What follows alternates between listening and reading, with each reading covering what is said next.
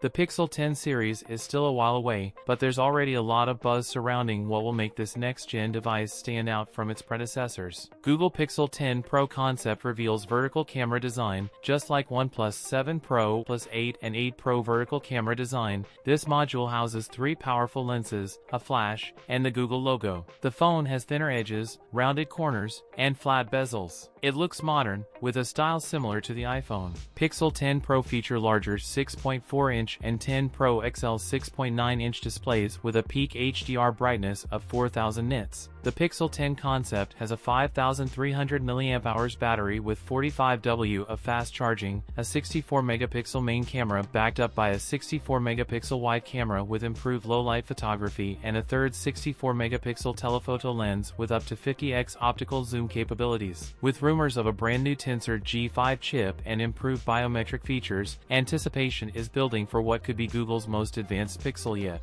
Pixel 10 series will follow this year's models and make its debut in August 2025. That's it for today's video. If you enjoyed it, don't forget to like, comment, and subscribe for more content. Thanks for watching, and I'll see you in the next one.